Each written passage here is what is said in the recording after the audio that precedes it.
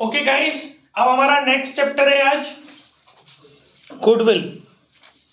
ठीक है, आज हम अपने अगले चैप्टर की तरफ चल रहे हैं, पार्टनरशिप फर्म में गुडविल की कैलकुलेशन। ठीक है, वैल्यूएशन ऑफ गुडविल।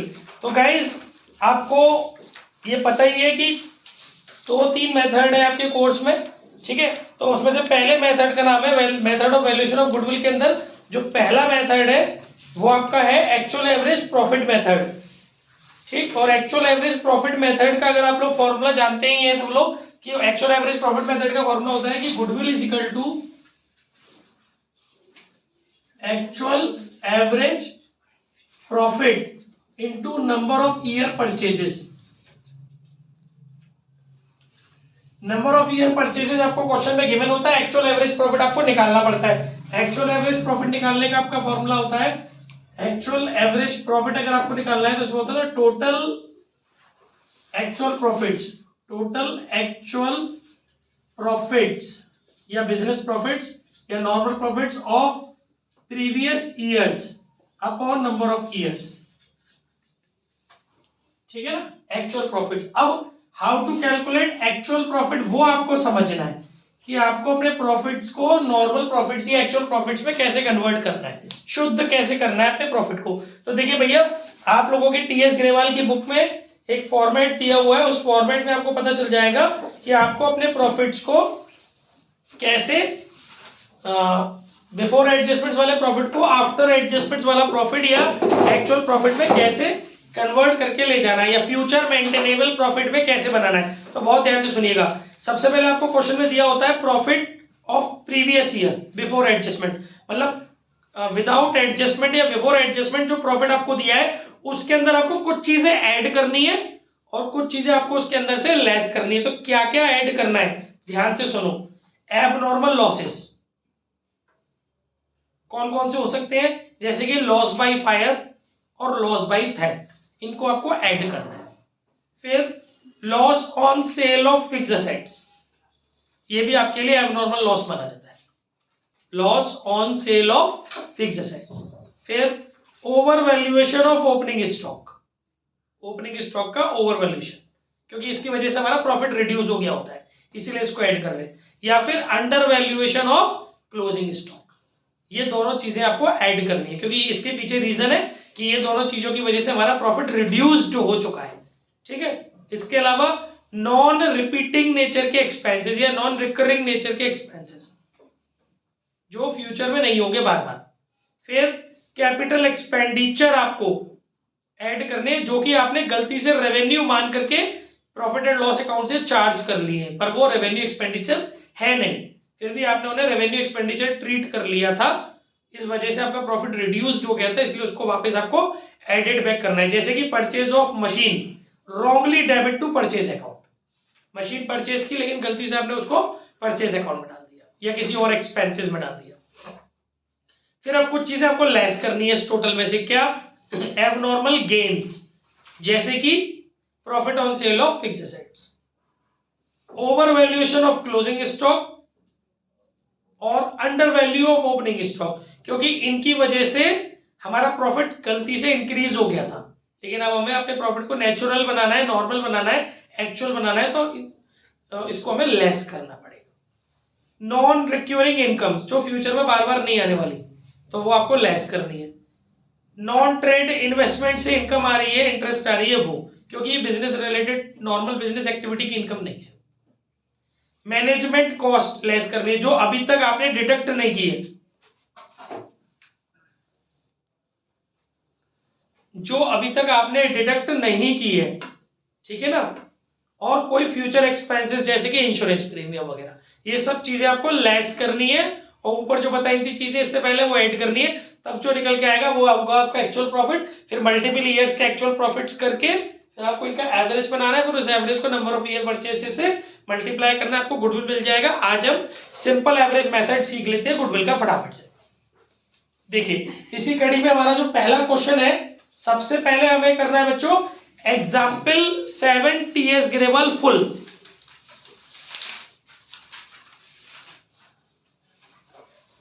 तो एक क्वेश्चन में तमीज से करा रहा हूं पहले आपको ना, ताकि आपको पैटर्न पता चल जाए कि किस तरीके से करते हैं।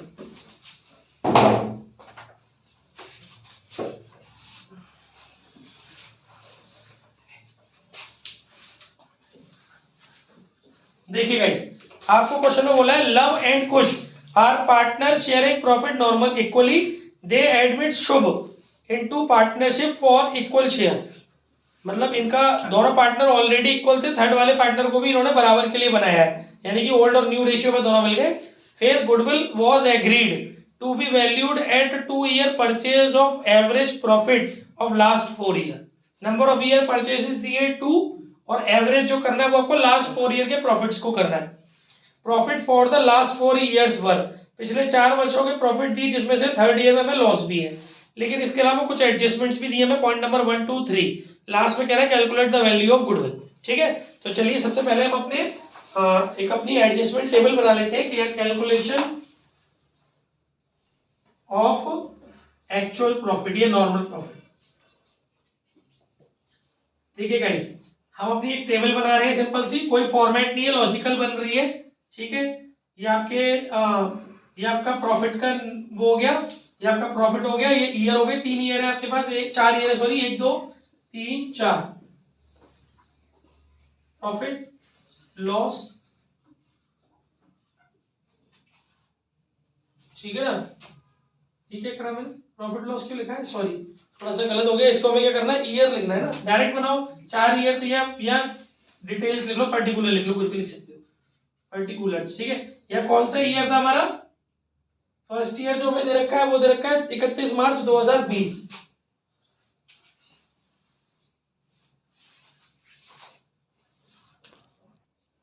हाँ, तो देखिए यह हमारा हो गया 31 मार्च 2020, 31 मार्च 2021, 31 मार्च 2022 और 31 मार्च 2023, ये 4 ईयर दे रखे। ठीक है, सबसे पहले प्रॉफिट हमें दे रखे हैं क्वेश्चन के अंदर, कितने कितने दे रखे, 70,000 पहली साल का दे रखा है, और दूसरे साल का हमें दे रखा है 1 लाख, फिर हमें दे रखा है 55,000 loss,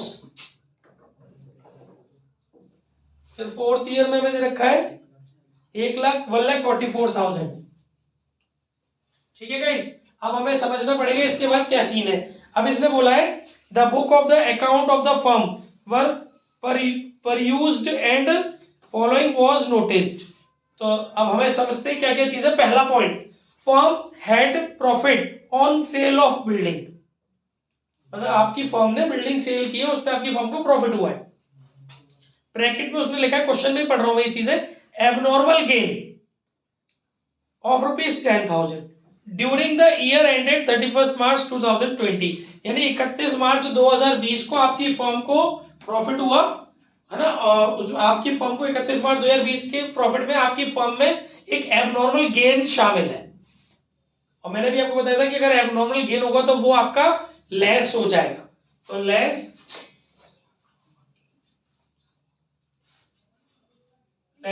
profit on sale of fixed assets, profit on sale of building,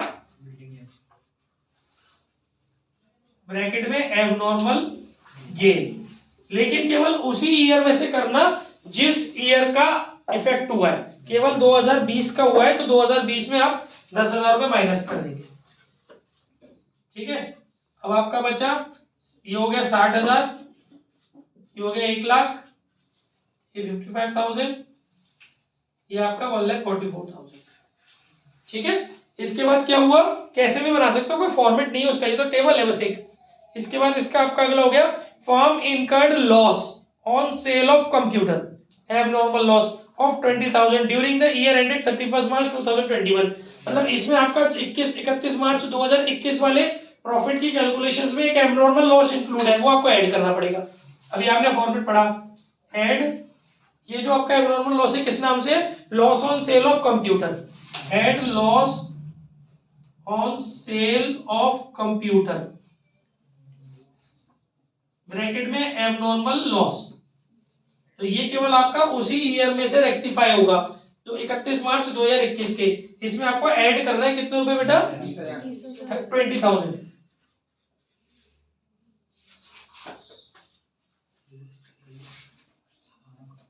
80, ये हो गया 120, ये 55 माइनस में, और ये 144। फिर इसने आगे बोला है रिपेयर, अभी ध्यान से सुनिएगा third point, repair to car of 50,000 was wrongly debited to vehicle on 1 June 2021।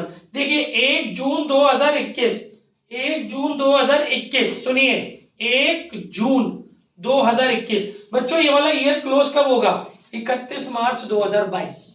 तो यहाँ पर बात कौन से प्रॉफिट में से करेक्शन की हो रही है? 31 मार्च 2022 वाले में से।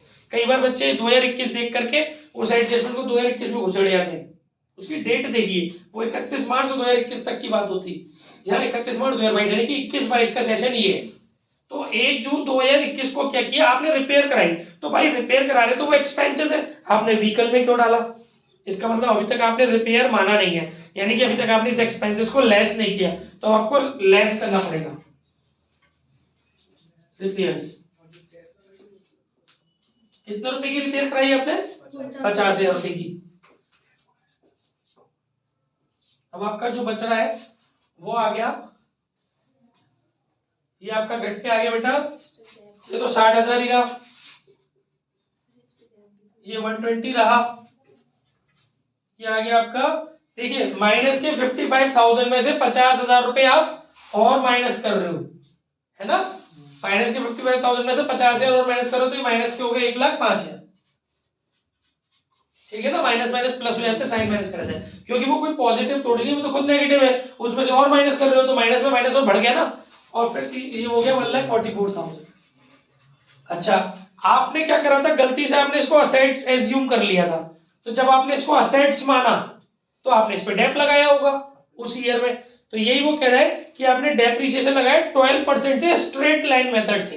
तो वो जो डेप, क्या वो असेट्स थी आपकी? नहीं, तो फिर डेप किस बात का आपने माइनस कर लिया उस ईयर के प्रॉफिट में से? तो उस डेप को आप वापस ऐड कीजिए, ऐड डेप, ठीक है? अब आप उसको डेप को ऐड कीजिए, कितने रुपए का वो डेप आपको पहले निकालना पड़ेगा।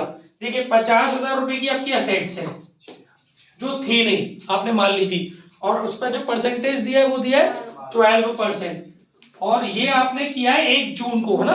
तो जून से अगर हम लगाएंगे अप्रैल मई, यानी कि 10 महीने बचे जून से आने वाले मार्च तक, 10 मंथ्स बच रहे हैं, तो इंटू 10/12, तो ये आपका हो गया। पहले पूरी साल का निकाल लो, पूरी साल का अगर आप निकालते हो तो पूरी साल का आता है 6,000, पूरी साल का कितना आता है? 6,000, लेकिन अभी पूरी साल का नहीं लगा होगा, केवल और केवल 10 महीने का लगा होगा ना, क्योंकि जून में तो खर्चा ही किया था आपने।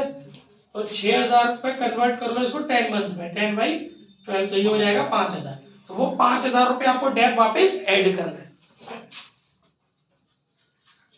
और गाइस आपको पता है डेप तो हर ईयर में लगता है, तो इस साल लगा है तो फिर अगले साल भी डेप लगा होगा। तो वो जो डेप है ना, कौन से मेथड से लग रहा है? स्ट्रेट लाइन से। तो स्ट्रेट लाइन में हर बार ओरिजिनल कॉस्ट पे लगता है, तो इसीलिए हर बार का जो डेप रहेगा वो कितना रहेगा? 6,000, ठीक है ना? तो वो अगली साल जो डेप है वो आप कितने रुपए माइनस करोगे? वो प्लस करोगे अगली साल का भी 6,000, क्योंकि वो तो असेट्स है ही नहीं ना। अगली साल जो डेप चार्ज हुआ होगा वो कितना हुआ होगा? 6,000, आपको वो भी रेक्टिफाई करना पड़ेगा। ये बात खुद से याद रखनी है, अगर आपने जहां से डेप लगाना शुरू किया उसके बाद वाले ईयर्स में भी उस डेप का रेक्टिफिकेशन आपको करना पड़ेगा। इसमें 5,000 क्यों और इसमें 6,000 क्यों? स्ट्रेट लाइन मेथड है तो, क्योंकि वहां 10 मंथ से यहाँ पर पूरे 1 साल चलेगा, फिर 31 मार्च के बाद तो बार बार 1 साल आ जाया करेगा ना। ये आपका आ गया नॉर्मल प्रॉफिट 60,000, 120, 1,05,000 नेगेटिव, और 1 लाख, हाँ 1 लाख, ठीक है, ये इसमें से चार्ज हो गया ना, और ये 150, ठीक है गाइस? ये आ गया आपका नॉर्मल प्रॉफिट। अब ये वाली स्टेप हम कैरी फॉरवर्ड करेंगे। एक्चुअल प्रॉफिट निकालना है, अगर आपको एक्चुअल एवरेज प्रॉफिट निकालना है तो इसके लिए आपका फॉर्मूला ये रहा, टोटल ऑफ एक्चुअल प्रॉफिट। ये एक्चुअल प्रॉफिट है 60,000 प्लस 120 माइनस 1 लाख प्लस 150, ठीक है ना? Divide by 4, okay? तो 60 और 120 180, 180 और 150 330, 330 में से 1 लाख है 230, 2,30,000 डिवाइड बाई 4, ये हो गया आपका 57,500। ये आ गया आपका एक्चुअल एवरेज प्रॉफिट। फिर इसमें नंबर ऑफ ईयर परचेसेस जो इस क्वेश्चन में दिया हुआ है 2, उससे मल्टीप्लाई कर देंगे तो आपकी आ जाएगी फर्म की गुडविल।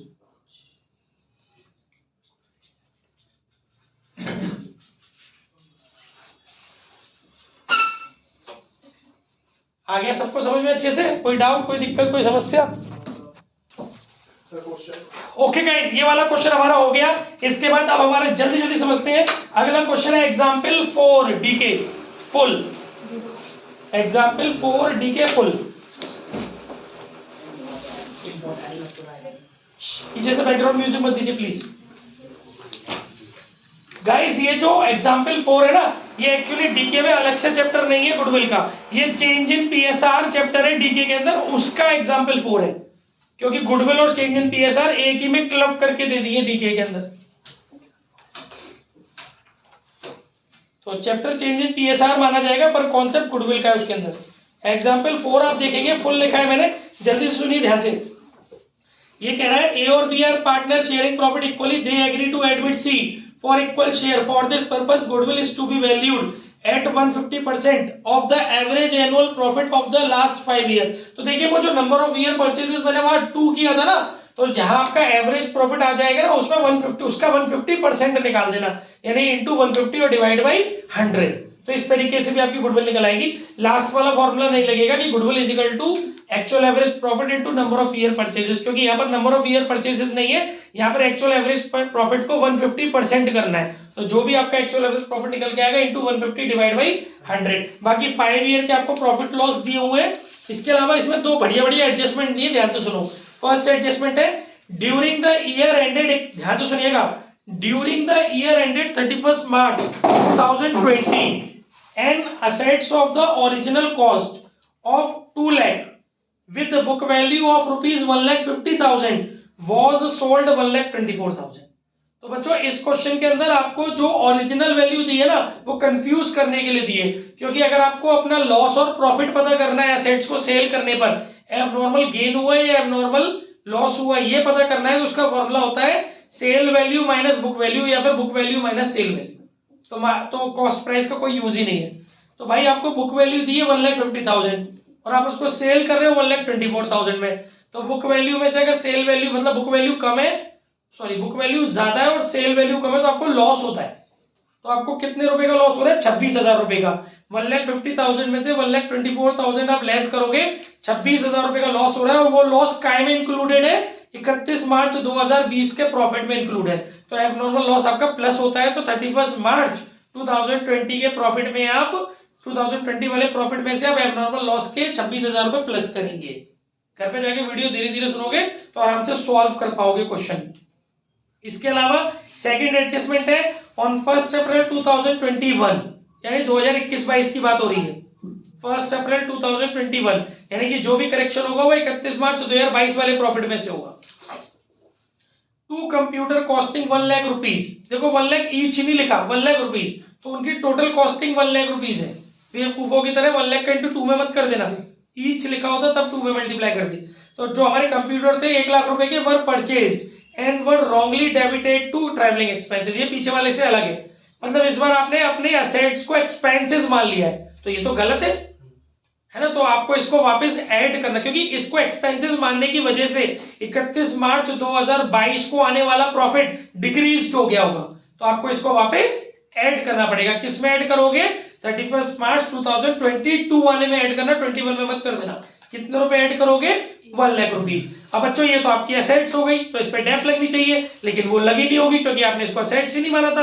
अब आपको 31 मार्च 2022 वाले प्रॉफिट में पूरे साल की, क्योंकि 1 अप्रैल 2021 को ही खरीद लिया था ना आपने, तो पूरे साल की डेप्थ माइनस करनी पड़ेगी, और वो डेप्थ निकलेगी रिटन डाउन वैल्यू मेथड पर 20% पर एनम के हिसाब से। तो इस 2 लाख, इस 1 लाख रुपए का 20% आ गया 20,000। इसे 20,000 को 31 मार्च 2022 के प्रॉफिट में से 20,000 रुपए माइनस करोगे, और इस क्वेश्चन में 31 मार्च 2023 का भी प्रॉफिट दिया हुआ है। तो मैंने अभी बोला था कि डेप आगे भी माइनस होती है, पीछे स्ट्रेट लाइन मेथड था तो हर साल 20,000 माइनस होती है, लेकिन यहाँ तो रिटन डाउन वैल्यू मेथड है।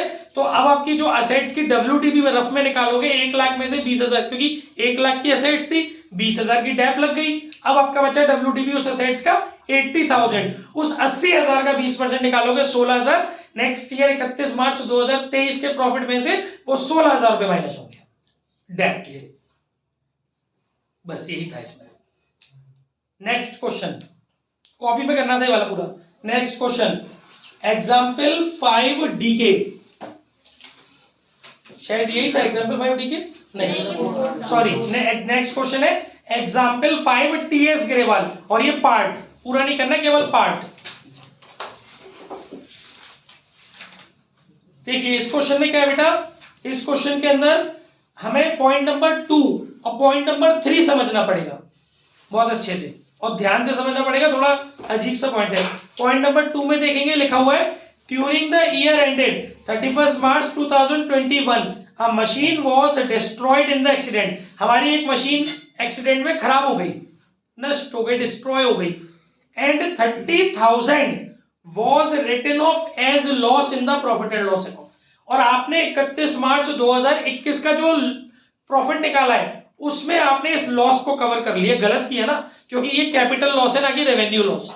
अगर आपकी फिक्स एसेट्स किसी भी एक्सीडेंट में डिस्ट्रॉयड होती है तो उसको आप अपने प्रॉफिट एंड लॉस से चार्ज नहीं कर सकते। तो आपने क्यों किया, यानी कि आपका प्रॉफिट घट गया होगा, आपको इसको वापस 31 मार्च 2021 के प्रॉफिट में ऐड करना पड़ेगा। ठीक है, इसके अलावा इसमें एक और पॉइंट है, point number 3, during the year ended. ध्यान से सुनना, आपको 4 ईयर के प्रॉफिट दिए हुए 2020, 2021, 2022, 2023।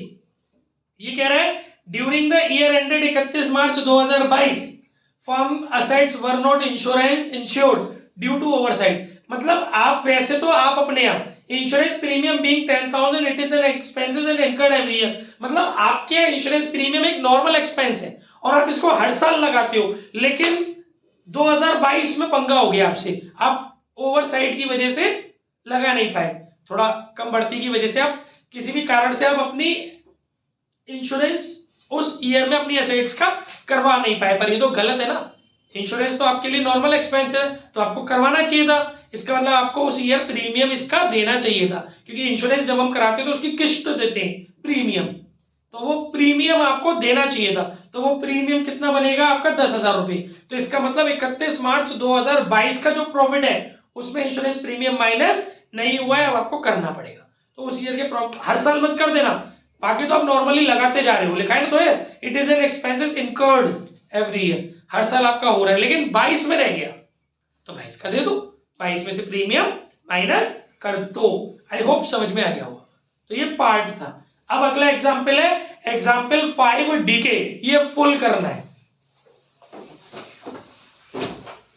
देखिए भाई एग्जाम्पल 5D के में क्या है, ए और बी दो पार्टनर है फर्म के अंदर, इनका रेशियो दे रखा है,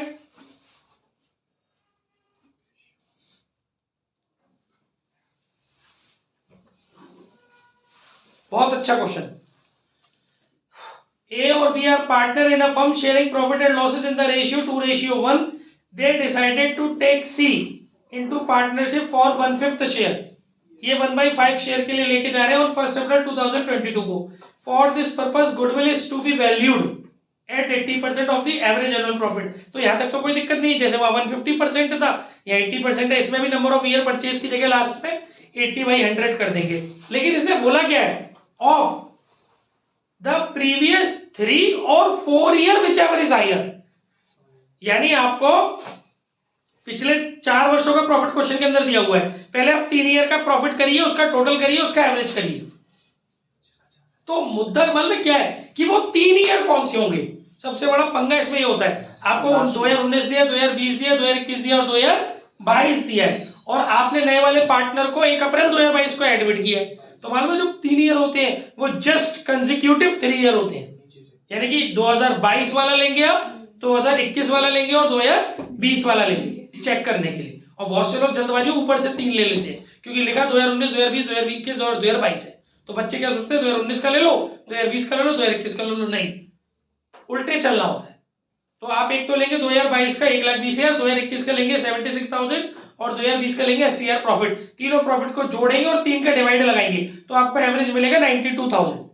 फिर हम इन चारों ईयर का भी लेंगे, 2022, 2021, 2020, 2019, इन चारों को जोड़ेंगे, 98 है 2019 का, इन चारों प्रॉफिट को जोड़ेंगे, डिवाइड बाई 4 करेंगे, तो एवरेज आ रहा है 93,500। अब इन दोनों में हायर कौन सा है?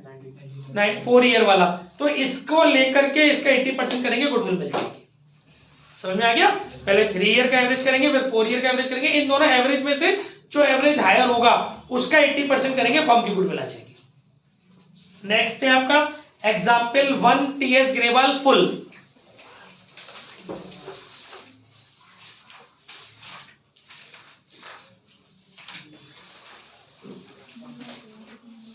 गाइस इसमें तो क्वेश्चन ही अलग है, मतलब एक्चुअल एवरेज प्रॉफिट है नहीं, एक अलग ही पॉइंट है। ये कह रहा है Amrit daily needs acquired the business of Shri Shivam, मतलब अमृत ने शिवम का बिजनेस खरीदा है और कंसीडरेशन दिया है 5 लाख रुपए, और वो भी चेक से। आपको जो उसने उसके बिजनेस में असेट्स और लायबिलिटीज ली है वो हमें दी है, हमें जनरल एंट्री करनी है। तो गाइस इसकी एक एंट्री होती है, जो भी असेट्स परचेजिंग कंपनी खरीद रही है वेंडर कंपनी की, वो सारी असेट्स हो जाती है डेबिट, और जो भी लायबिलिटीज हमारे पास आएंगी वो हो जाती है क्रेडिट, और जो परचेज कंसीडरेशन हम दे रहे हैं वो हम उस वेंडर कंपनी के नाम से क्रेडिट कर देते हैं, ठीक है। और फिर भी अगर एंट्री में डिफरेंस आता है तो डेबिट में डिफरेंस होता है तो गुडविल, क्रेडिट में डिफरेंस आता है तो कैपिटल रिजर्व। डेबिट में आता है तो गुडविल, क्रेडिट में आता है तो कैपिटल रिजर्व। तो आप देखेंगे आपने फर्नीचर लिया है इस क्वेश्चन में, इन्वेंट्री ली है, डेबिटर ली है, तो तीनों को कर दीजिए आप डेबिट, और क्रेडिट में आप डालेंगे क्रेडिटर, सैलरी पेबल और आउटस्टैंडिंग एक्सपेंसेस, और क्रेडिट में परचेज कंसीडरेशन शिवम के नाम से डालेंगे 5 लाख। अब आप इस एंट्री को बैलेंस कीजिए, डेबिट में डिफरेंस आ रहा है तो गुडविल आ जाएगी 2 लाख रुपए की। इसे कहते हैं परचेज्ड नेचर गुडविल। क्रेडिट के टोटल में से डेबिट के टोटल घटाया, जो बचा 2 लाख रुपए, वो आ गई आपकी गुडविल। और अब आप इसको पेमेंट कर दीजिए, मतलब परचेज कंसीडरेशन को, तो सेकंड एंट्री हो जाएगी शिवम डेबिट टू बैंक, क्योंकि चेक से पेमेंट कर रहे हैं 5 लाख रुपए। अलग ही क्वेश्चन था ये कुछ। इसके बाद लास्ट नहीं, second last example 6 DK part. Example 6 DK में एक लाइन दी हुई है गाइस हमें बड़ी प्यारी सी, द फॉर्म एग्जाम्पल 6 डीके में दिया है, the firm also paid an annual insurance, ध्यान से सुनिए, the firm also paid an annual insurance premium of 20,000 which had already been charged to profit and loss account for all the year. Wow, it is only an information, it is not adjustment कि firm हर साल 20,000 रुपए का premium देती है, जो पहले से ही firm profit में से घटा चुकी है। तो भैया हम क्या करें, दोबारा थोड़ी नहीं घटाएंगे, ना जोड़ो ना घटाओ, छोड़ दो, केवल कंफ्यूजन करने के लिए दिया है इसने। इसके बाद अगला है आपका एग्जाम्पल 3D। मजा सा आ रहा है, सब कवर हो रहा है सब। एग्जाम्पल 3D, ये तुम खुद से नहीं कर पाते, ढूंढा डांडी। एग्जाम्पल 3D, ये भी पार्ट, लास्ट क्वेश्चन आज का। इसमें 2 पॉइंट है। पहला है गाइस, ध्यान से सुनिए, on 1 January 2016 a fire broke out which resulted into a loss of goods of ₹3 lakh. भैया 1 जनवरी 2016 को आपके गोडाउन में आग लग गई, आपका माल जल गया। तो गाइस पहले बात तो ये 1 जनवरी 2016 की एक्शन है, ये जाएगी 2016 वाले प्रॉफिट में से, क्योंकि 31 मार्च 2016 को आने वाला है ना, तो 15-16 का सेशन है ये, 31 मार्च 2016 के प्रॉफिट में से करेंगे, 15-16 के सेशन में से करेंगे। और उस ईयर में तो ऑलरेडी आपके पास लॉस है, उस ईयर में तो आपके पास ऑलरेडी 60,000 का लॉस है। ध्यान रखना, ध्यान से काम करना, माइनस के 60,000 दिया, तो आपके यहाँ आग लग गई, आपका 3 लाख रुपए का माल जल गया, और इसमें लिखा है a claim of 70,000 was received from the insurance company, लेकिन 70,000 रुपए का क्लेम आपको मिल गया था। तो भाई आपको नेचुरल मतलब फाइनल लॉस कितना हुआ, 2,30,000। तो आपने उस लॉस को इसमें चार्ज कर लिया है क्यों भाई, एबनॉर्मल लॉस है ये तो, क्यों आपने इसमें से उसे चार्ज किया है, क्यों आपने इसमें से उसे चार्ज किया है, तो आपने ये एबनॉर्मल लॉस 15-16 के प्रॉफिट में से क्यों माइनस किया है, इसलिए इसको वापस प्लस कीजिए, क्योंकि एबनॉर्मल लॉस प्लस होता है केवल 15-16 के प्रॉफिट में से। 3 लाख मत कर देना, 70,000 मत कर देना, 2,30,000 करना। और इसके अलावा एक और एडजस्टमेंट है, during the year ended 31 March 2018 the firm received an unexpected tax refund of 80,000। भैया ये तो एबनॉर्मल इनकम हो गई, जो बार बार नहीं होती, क्योंकि अनएक्सपेक्टेड था। तो भैया इसको आप 2018 17-18 के सेशन में से इसको आप माइनस कर दीजिएगा। बस आज का इतना ही था, थैंक यू।